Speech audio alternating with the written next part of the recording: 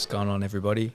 Billy Vasily here. Welcome to SigmaCast, episode on breathwork. What is breathwork? And today I have two guests. This is the first time I've got two guests, two of my very close friends here. So I feel a lot of gratitude for them to be in this space with me, in this sacred space that I call my studio. First, I've got Anthony Luppino, absolute fucking Trojan. Pleasure to be here, Bill. Thanks for having me. Thank you. And I have a long-term friend, Josh Van Asha, and he has been an absolute inspiration in teaching me a lot to do with breathwork in the last 7 years. About 7 years. That's about right. Yeah. Thank you, boys, for coming on, and I'm looking forward to doing this podcast with you. I'm feeling grateful to you, Bill, for creating the forum for us to have this conversation too, because I think breathwork is so powerful and has the ability to transform people's lives, and to be able to talk about it here with you now is fantastic. Thank you. Thank you. Now, breathwork is a collection of intentional breathing techniques and practices that involves conscious control and manipulation of the breath. By altering the depth, the rhythm, the pattern of our breath, we can influence our physical, mental, and emotional states. Breathwork aims to promote relaxation, reduce stress, increase energy, improve mental clarity, and facilitate emotional release. It encompasses various approaches, including deep diaphragmatic breathing, which you guys saw we were just doing before, specific breathing patterns, and conscious connecting breathing. With the guidance of trained practitioners, breathwork can be a very powerful tool for self-exploration. Maybe also. Try that. Personal growth and overall well-being. Yeah, that's a little summary of breathwork. Thanks, Bill. Appreciate it. What is breathwork to you guys? For me? Yeah, what is breathwork to you, Josh? In brief, it would be a natural way of experiencing a transcendent state of consciousness, Yeah, definitely. I agree. which I plan to speak to in much more depth later on. That's it for me. Yeah.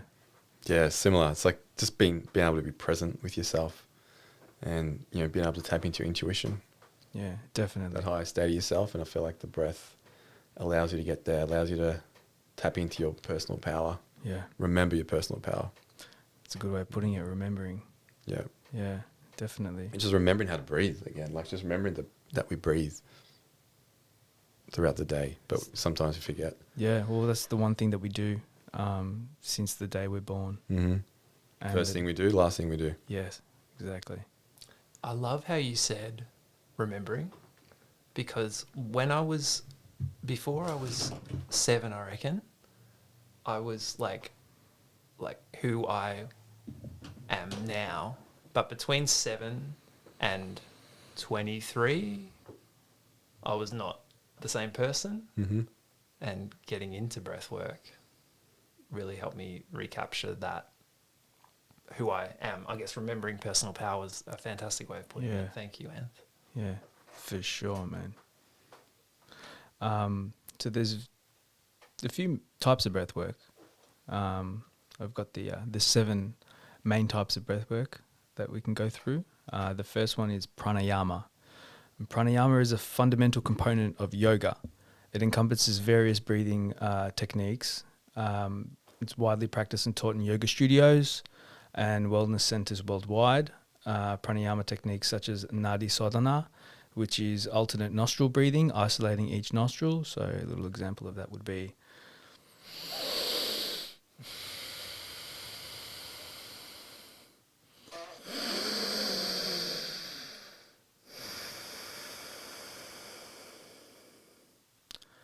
and my mum taught me that.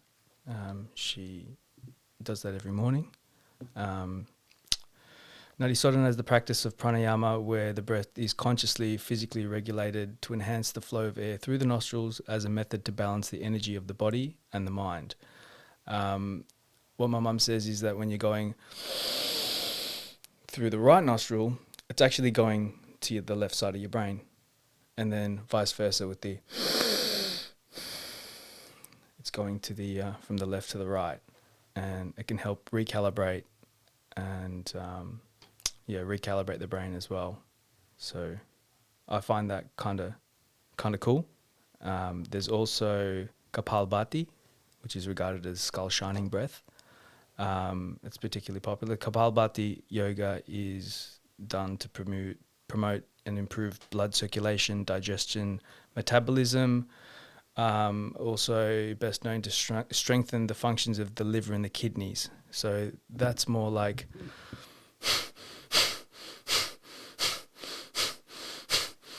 where you're pushing it out.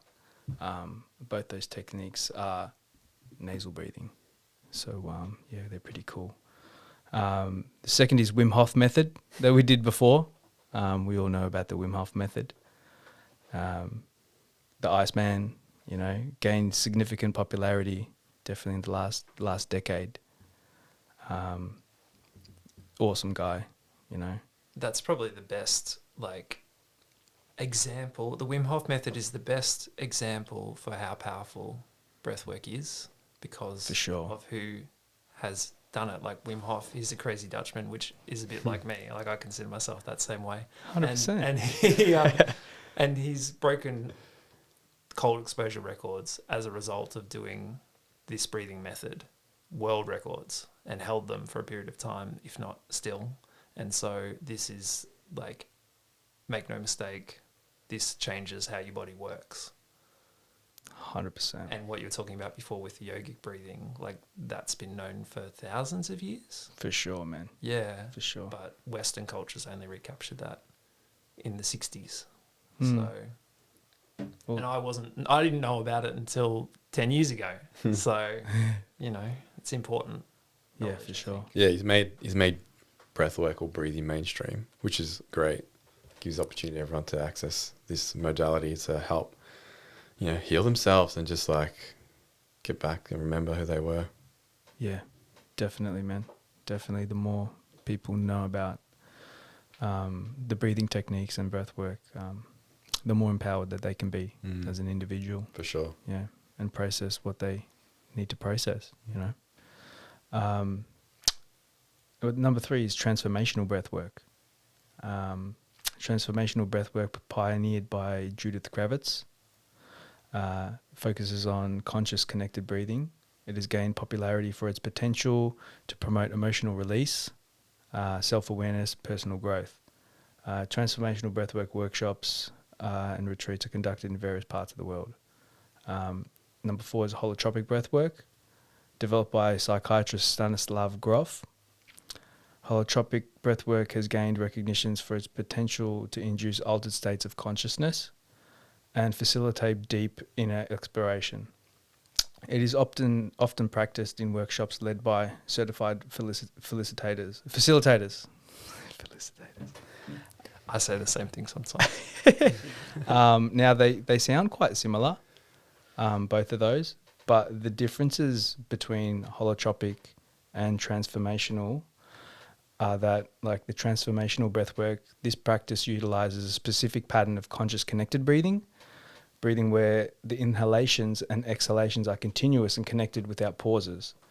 The emphasis is on deep diaphragmatic breathing, whereas holotropic breathwork, the breathing pattern involves fast and deep breathing through the mouth with an emphasis on the inhale, but the exhale is typically relaxed and spontaneous to how you feel at that current breath, allowing for the release of emotions and energy. Yeah. Number 5 is breathwork. Number 5 is rebirthing breathwork. Anth, if you'd like to. Yeah, rebirthing breathwork. It's a nasal breath, very similar to holotropic. So inhalation through the nose merges with the exhalation through the nose as well. Yep. So we call it continuous conscious breathing. Yep. So that's again a circular breath as well, which was discovered in the 1960s by Leonard Orr. Oh, yep. Wasn't discovered in the 60s. It's sort of it was a bit of a process for him. He started breathing in his bathtub just to identify other ways of healing himself. Yep. And then over the years, he was able to come up with this type of breathing technique and called it rebirthing because his experience was there was a rebirth in post the breath or throughout the breath experience. So that's where the rebirthing name came from. And was that visionary experience of that from your understanding, from your read? I think it was. Yeah, it was. Experience? Yeah, cool. Yeah, Mm. it came through. Definitely came through from his higher self. Beautiful. Mm. In a bathtub. Bathtub, yeah. So initially it was all running bathtubs. So you had to wear a snorkel and you could clip on your nose and you sort of face down in the water to resemble the womb. Wow. Yeah, it's pretty intense. And then they tried it outside, like a dry breathe. So and that's where rebirthing came from. Mm. And you can sort of obviously do that with more people online, face to face in groups. Yeah. Yep. And we did that last week. Yep. And thoroughly enjoyed it. Yeah.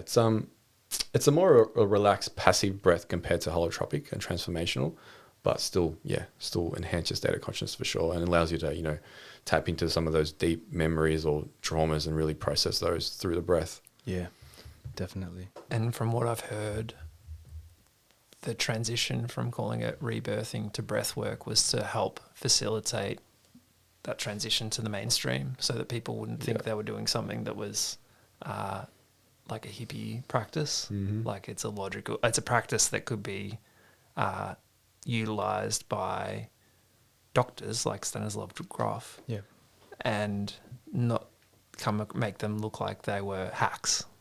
So that's my understanding about why they transitioned it into just generally calling it breathwork as opposed to keeping the rebirthing name.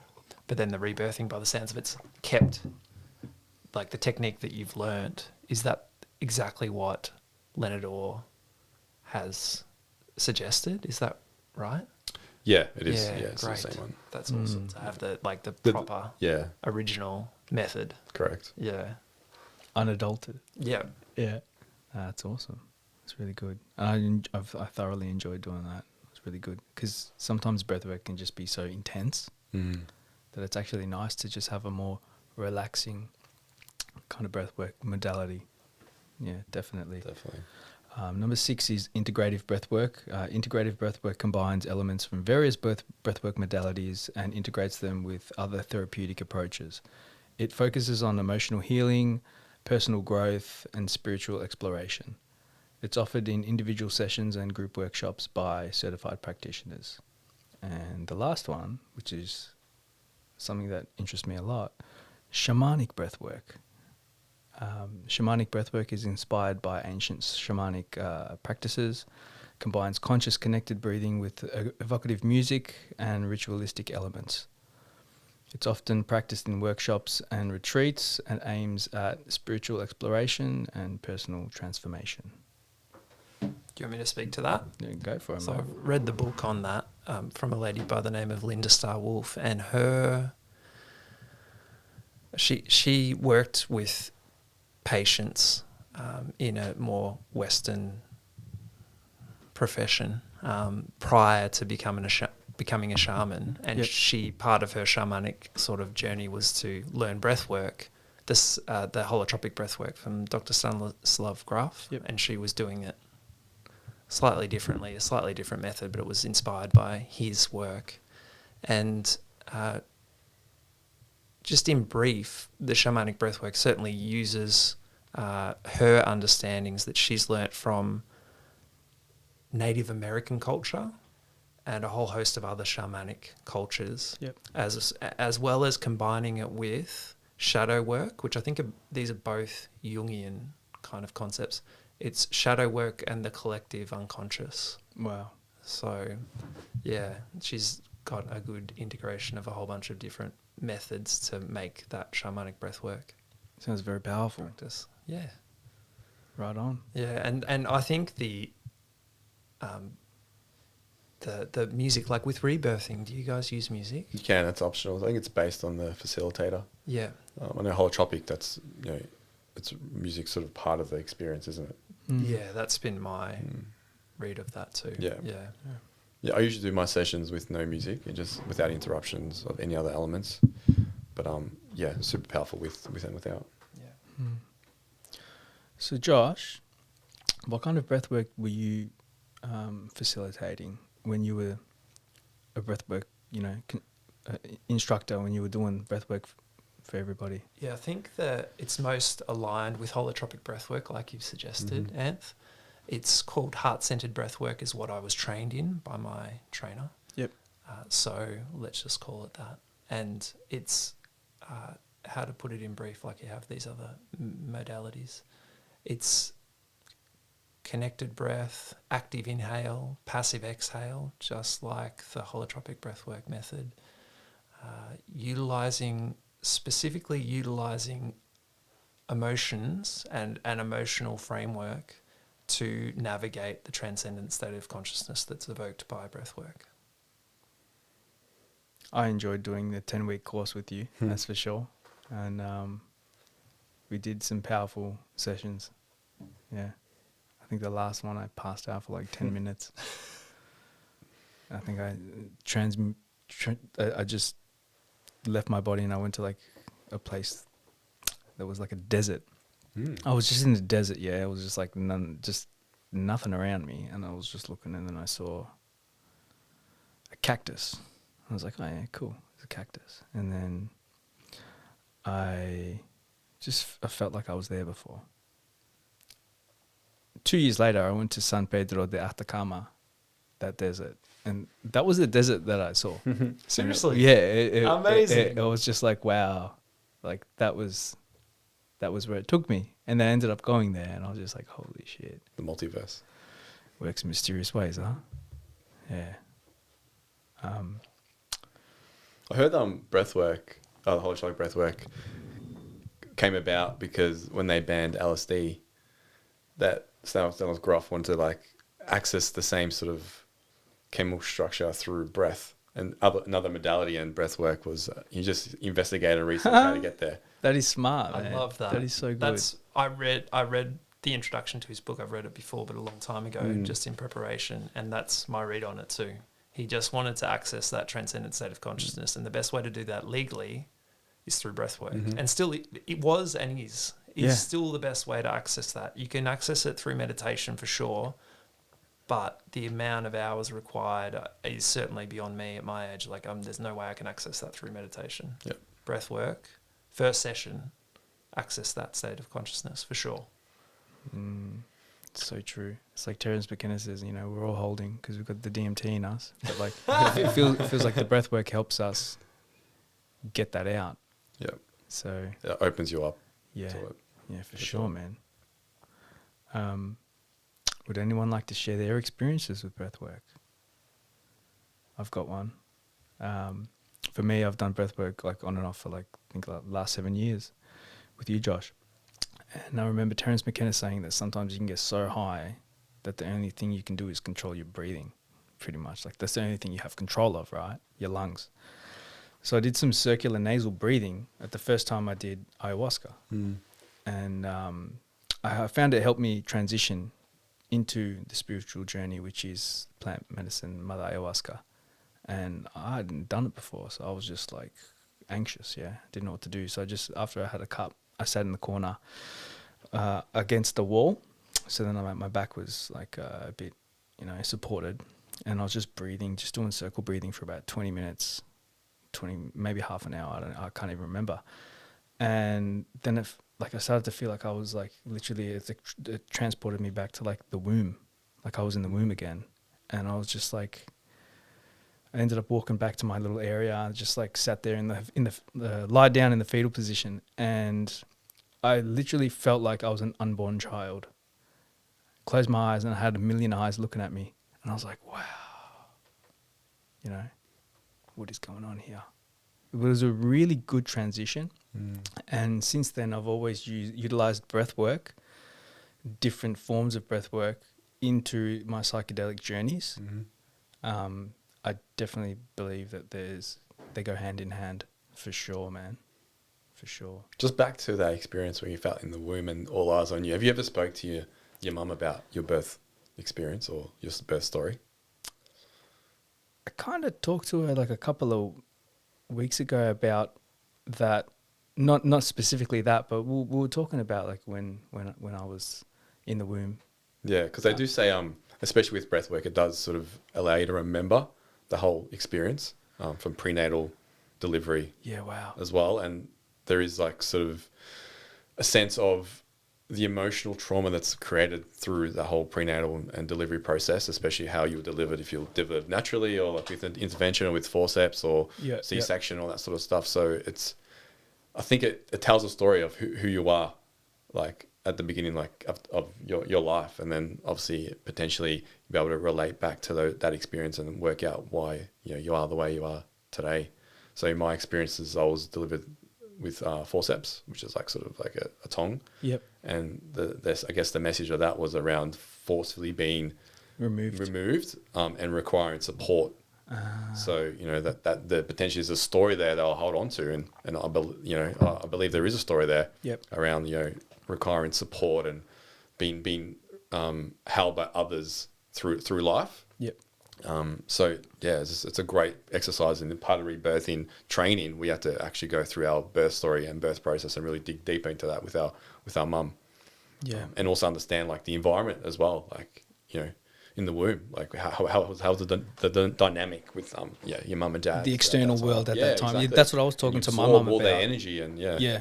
So that's the conversation that I had to her. Like, what was her experiences during her pregnancy, and they were quite traumatic. They were quite cortisol raising.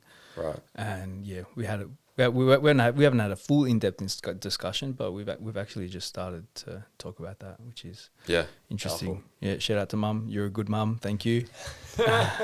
Best mum I could wish for. My breathwork training, although it wasn't rebirthing, still involved the same thing. Awesome. Yeah, with regards to birth, like what happened when I was born, what time was it? All of these different things were important in the training. So I'm with you on that.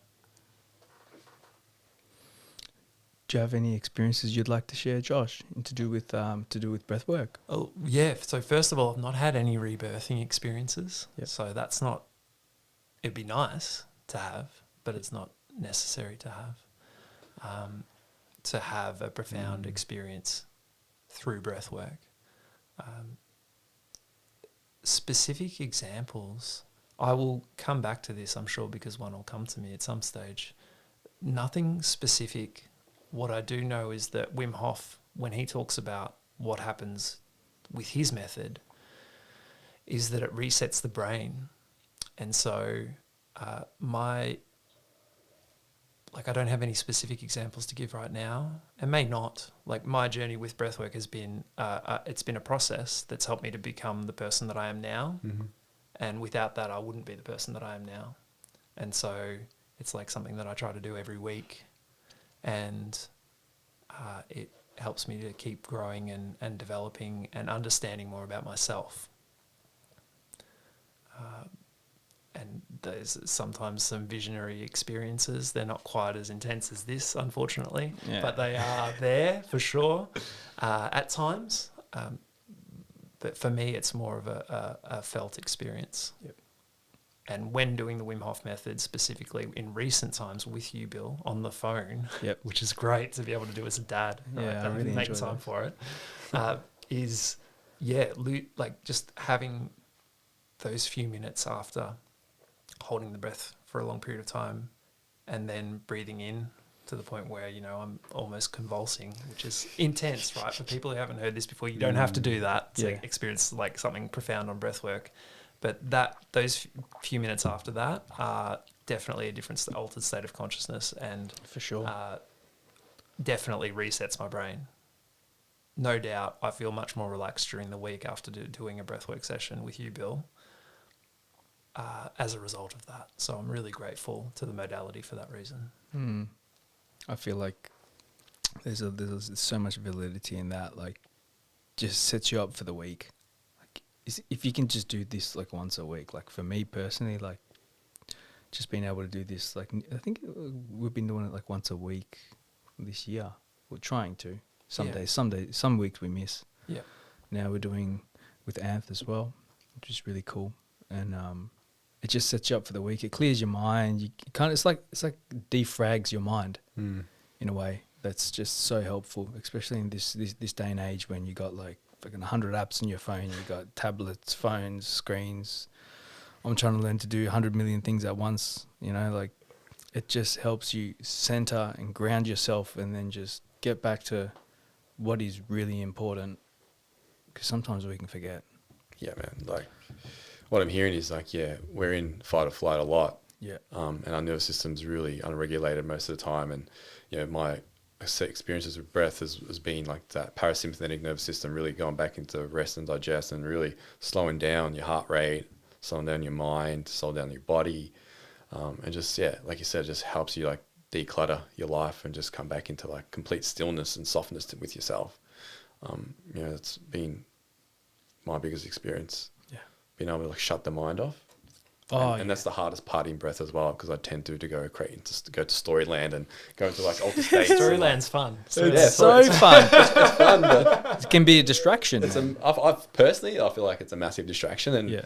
and that's when you like, you know, we've been taught about breath, like how we change our breath techniques throughout the breath sort of practice, and you know, when you're not completing the silent breath technique, then that means you're sort of gone to that land, and then, you know, as a facilitator, we try and get the practitioner, the patient back, or the back to that breath again, because they can get sort of like overwhelmed and just like in that world where, and then you stop breathing. Exactly, and I guess you could come back into your body and you know, continue to do the work, but yeah, is it like in that world do you feel like it's a distraction, or is it actually like this healing done there as well? That's true. For me, it must be a bit of both. Yeah. For me, in recent times, I've got to read on that. Yeah.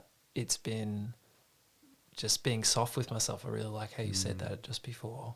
Being soft and gentle with myself, and if it takes an enormous amount of effort to stay with the breath or to drift off into what might be the subconscious, I let myself go these days. Mm-hmm. I don't necessarily think that's beneficial or not beneficial. That's just me trying to be more gentle with myself. Yeah, nice. But I certainly still get the same positive benefit from it as when I went like intense with not drifting off in the past. I feel like what you were referring to before about like, is it emotional trauma processing, or is it just like, oh, I got this really good idea? Yeah. Or is it a malaki, or is it something? People have to go through it, I guess. For sure. You know what I mean? And that's the goal of it. Like, that's the job of facilitator, to be like, okay, come back to the breath. You know, You've got to continue. The session's not over yet. You'll have that time at the end of the session, so keep going. Yeah. And not drifting off, I think, is better. But the amount of effort that it takes me as somebody who's experienced breathwork for many, many years is just insurmountable. So I need a facilitator to actually keep me conscious, for sure. The only method that I know that can be done by me personally without drifting off, so I get the full benefit out of the modality, is the Wim Hof Method. Yeah, all the other methods require... I actually find when I do our usual breathwork session, Bill, being a facilitator on the phone and breathing, I'm able to stay with it. Yeah, it's very impressive for you to do that. But that's because I'm talking, and I probably talk too much. But So present. But like when I'm not talking, I drift. Like we did a session, and I just drifted off in like 2 minutes. Fell asleep. Yeah, I think I was snoring. But Anth couldn't see me. I had my video off because I was taking care of my kids at the same time. We were in their room, so I was like, he didn't know that it was me. It was really exactly. doing it. Yeah, So that was very sneaky of you to take. I know.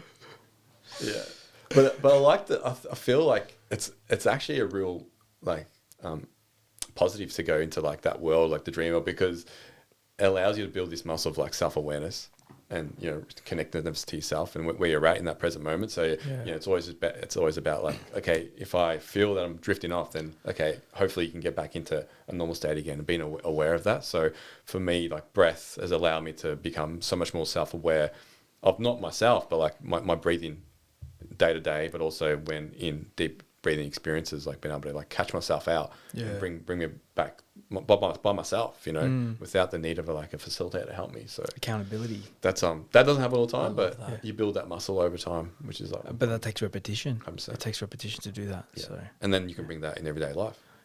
That's the goal, That's isn't it? that's the power right there. Yeah, Like man. it's harder to do that and not drift That off. pause, you know, be able to pause and say, Yeah. okay, Yeah, how do I respond right now? yeah. Much easier to do that for me too. Yeah. So true. Yeah. I still talk too much, but that's Relax there. The dangers of doing breath work.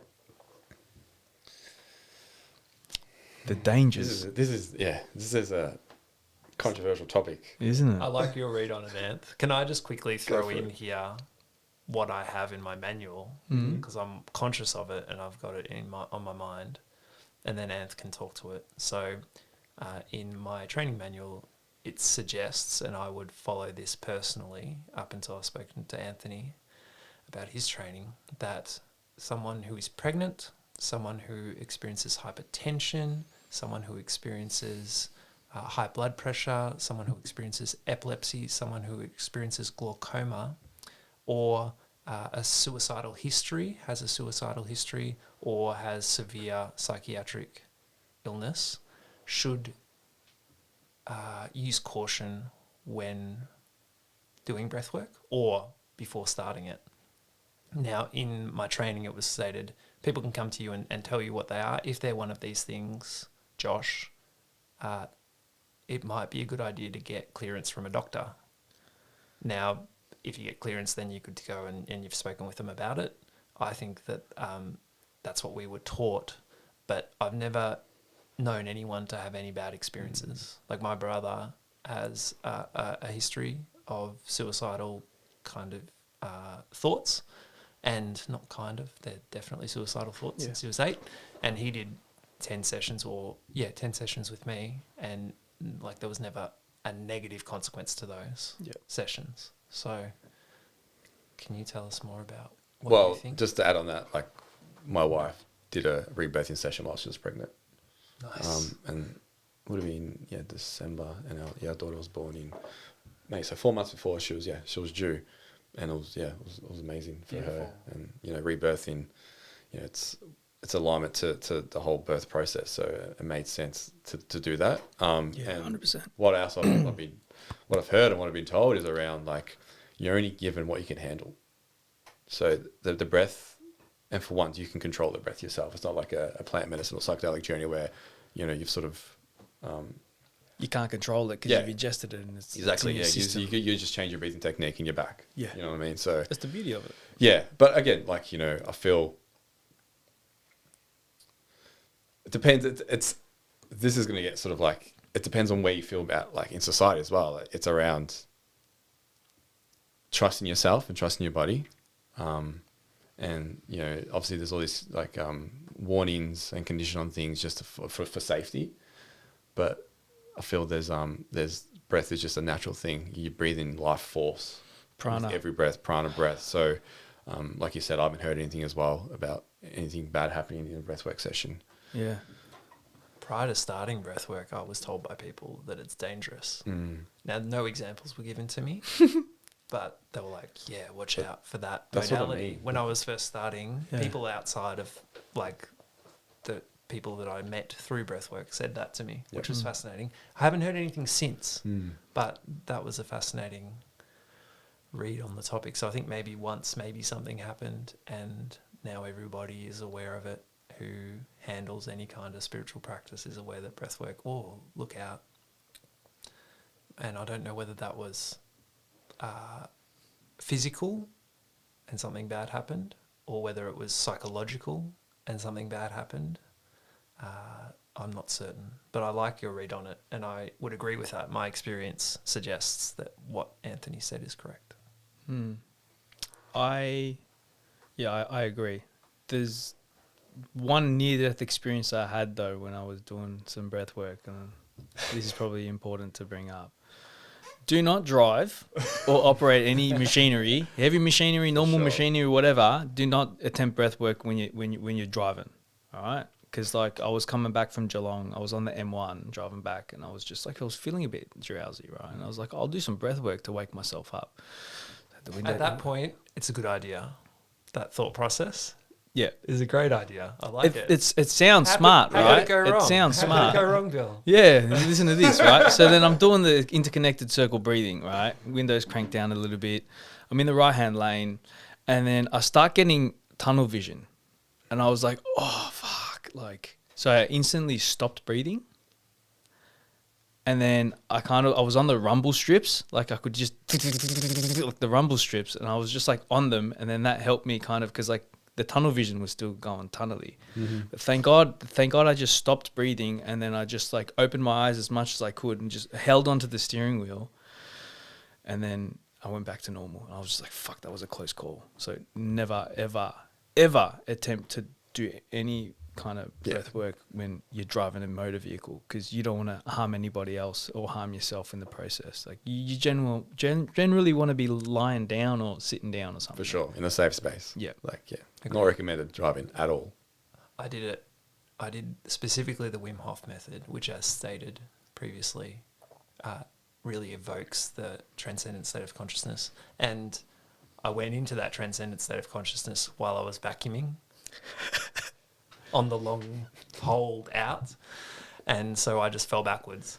And it was actually a really pleasant experience because I didn't have a sharp-edged object behind me that I fell into. Thank God. I fell into carpet. But it was actually an unreal experience to have, but I wouldn't recommend it, because if I did fall into a heart-shaped object, I would have just cracked my head open for sure. Yeah. So I don't do that anymore. Trying to smash it out while you're doing household chores, and Yeah. two birds with one stone, that huh? was the theory.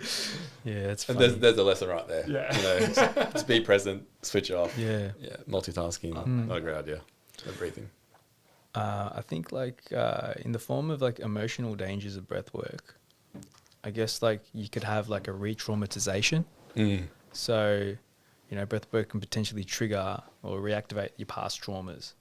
And without, this comes back to facilitators, without proper guidance and support, like a supportive environment, individuals who become overwhelmed or re-traumatized, you know, they need to be pulled back. They need to be guided by a facilitator who's experienced in trauma-informed practices, so then they can guide them through it, because it's important that the traumas that the person's trying to transmute comes to the surface, so then they can deal with it, integrate and process it.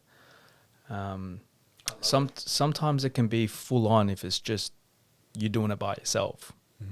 Obviously, not everybody has maybe the money or the ability to get in contact with the facilitator or something like that. But just be mindful that it will bring up your past traumas and things that you need to deal with. So be ready for that, and be ready for that confrontational thing within yourself. But that's a part of your growth. For sure. I think, and just with that too, it's such a great read on the situation. There's a distinction between the yogic and more physical breathworks and the therapeutic breathworks that were uncovered by Leonard Orr in the 1960s.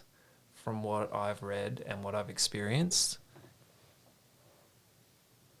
if you're doing the Wim Hof Method, I've not experienced any kind of psychological, it's all physical, almost all physical, almost. And certainly the yogic breathing, when I've done that in the past, which I've not done lots. Bill's definitely done more than I have. But the therapeutic breath work, that's what you just read there, or what you just said there was right on point, for sure. Yeah, people just need to take that into account. Like, you're doing this for your own personal growth and your own personal transformation. And it is completely valid. People might think, oh, it's just breathing, you know, I'll just do acid, I'll just do DMT, I'll just do mushrooms. They're all good in their own ways. They might even be able to complement breath. The breathwork might be able to complement them, but breathwork is its own powerful beast in itself. And there's some. I read a comment under Wim Hof's video, the one that we listened to earlier, and it said, "With what I've experienced through breathwork, surely it's going to be made illegal soon." It's true. It's true that's what it's like. It's that powerful. For sure. That, how could breathing just evoke this experience? But it does. Yeah. which is amazing. It's really cool. What are they got to do? Get rid of all the oxygen on the earth, and everyone's walking around in scuba masks, and they got canned air. God, I don't. Yeah, it's impossible, dude. So Wim Hof says get high off your own supply, right? And he reckons you can produce DMT while doing his Wim Hof method. I think, like, I believe that's definitely possible. I feel like I've gotten to those states before. What do you guys think of that?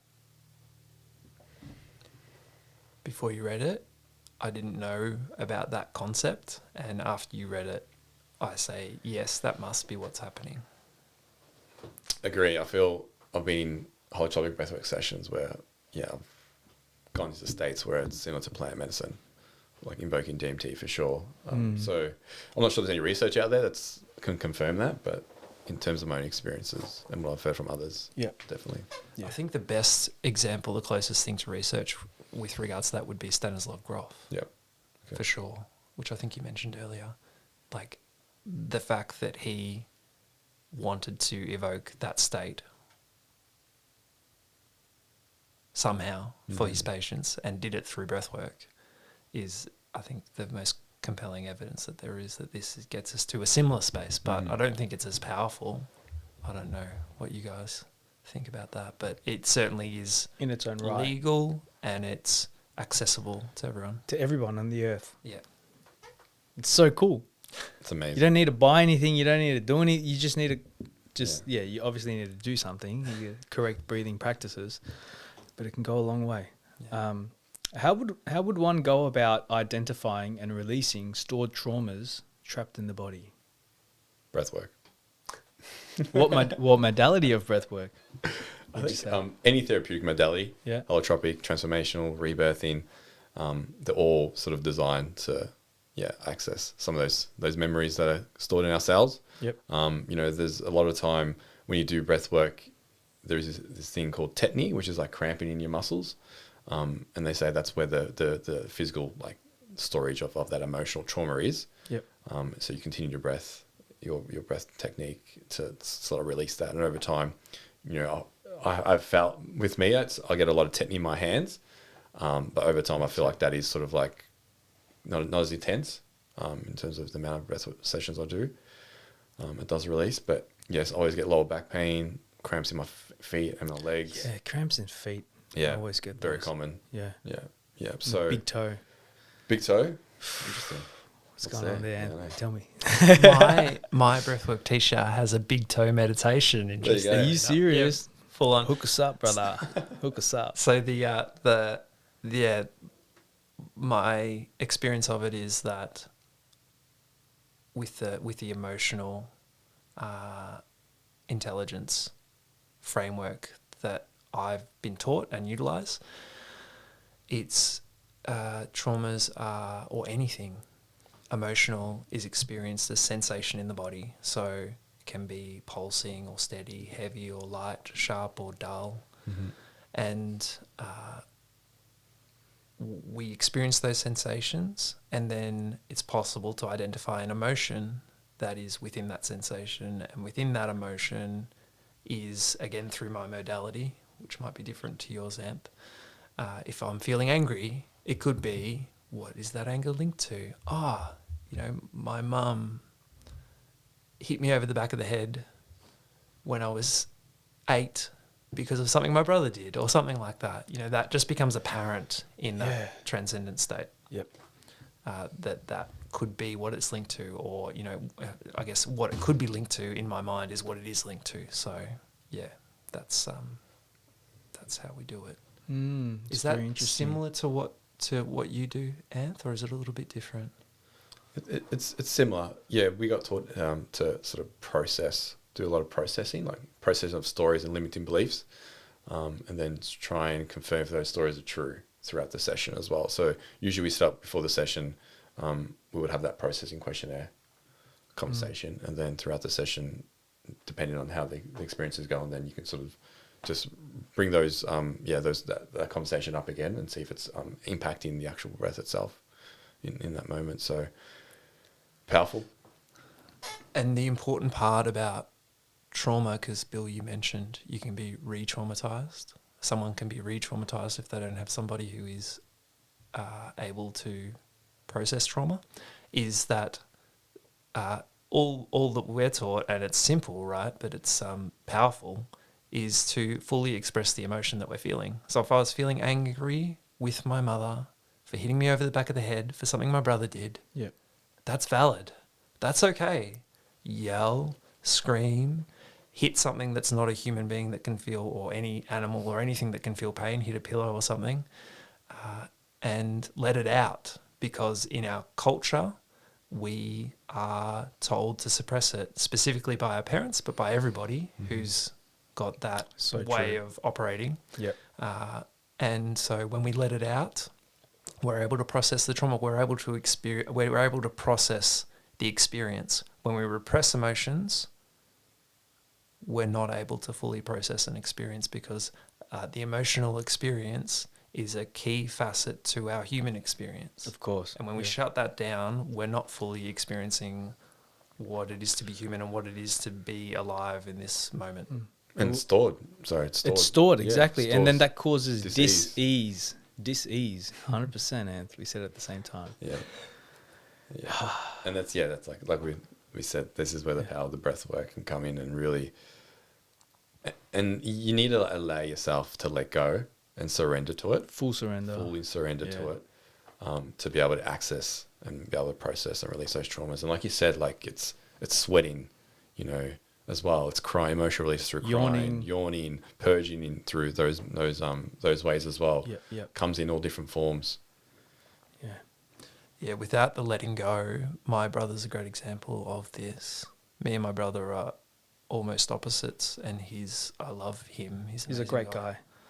Yeah, I really appreciate you and your friendship with him, Bill. And he didn't get a lot out of breath work. And that was the letting go side of things. And the letting go for him, at the very least, because he's way more intelligent than I am, is letting go of the thoughts, I think, or that he thinks. Because I've seen him when he's on the verge of transitioning into that transcendent state of consciousness, like holding the bridge of his nose here and squinting his eyes, which is something that I've done when I've tried to fight. Well, that, and also focus on what I'm thinking. So I don't know what your take is on what you just said, which was a letting go. Surrender. Is it letting go of the thoughts, or is it letting go of something else? What do you think, Anth? I feel so with the way we were taught as well. So that if you're forcing your breath in and out, or if you're holding on to your breath, that's how we pick up if someone's letting go or not, or forcing life, or you're forcing life onto you, or you're holding on to things, trying to control things. So that's how we sort of pick up throughout the breath experience. But it's a surrender of the thoughts, and it's a trust within yourself, and trust in the breath itself, and then a trust in life, because the outcome is to trust life again. So be able to let go enough to be able to trust life and let everything back in. And it's back in with different filters. It's not back. Don't bring everything. You still have boundaries. Yeah, of course. In life, so it's like I like that. Yeah, rewiring all that. Yeah. Default. System. Yeah, the amount of nuance is intense, which I didn't realize before I completed my training. Like you just pointed to it. It's so nuanced being human, but as a teenager, I just thought this is how it is, but there's so much more to it. For sure. What are your thoughts on the combination of breathwork and psychedelics in one powerful experience? I feel like for my personal experience, the breath itself has allowed me to come back into love and connection to myself when, the experiencing can go pretty deep and pretty dark at times. So being able to recognize that I need to breathe right now and come back into my heart, allows me to sort of, I wouldn't say change the experience, but allows me to create that sense of calmness, throughout a psychedelic experience. Yep. That's probably my take. I like that take. It makes sense. I've been to some dark places on ayahuasca, and sometimes you feel like you're not going to be able to snap out of it, and it feels like it's going to be gone for eternity, bro. Mm-hmm. And I remember one time when I was in Peru, and like all I could see was like skulls, bones, death. Everything was black. Like a freaking Grim Reaper was walking towards me. And then I just didn't know what the fuck was going on. And I started just breathing and just started having more control of my body and my functions, and just started concentrating on that. Like Terence McKenna says, that's what you can control when you can't control anything. Mm-hmm. So brought back to that, and then slowly, everything started having color again, and and then I just grabbed onto the shaman's hand, and I just like a handshake, like a powerful handshake, and then like he brought me out of it, and then I snapped out, and I was good. But you know, seeing darkness, that's valid as well. For sure. You know, you just don't want to be there for forever. Yeah. That's for sure, because we're here to serve a purpose. Yeah. Definitely. Yeah, I really enjoyed this. It's been over an hour of us. Wow. It's been an hour already. No way. An hour and 10 minutes. Oh my God. Very quick. That went very quick. Yeah. That's so quick. Yeah, including our breathwork session that we had at the start of this, which was absolutely amazing. It was a perfect thing to do. But yeah, very much appreciate you guys coming on, brothers. And yeah, very much appreciate both of you. Thank you. Thanks for creating the forum that we could have this conversation. It's great. Yeah. Grateful for you, brother. And Thank grateful for you, Josh, as well. Yeah. So Thank you. yeah, I'd love to have you guys on again in the future. We will be doing another podcast on fatherhood very soon. I'm very much looking forward to that. But thank you everybody for listening. If you've listened all the way to the end, we appreciate you. And yeah, have a good day, and I'll see you all soon. Bye. Bye.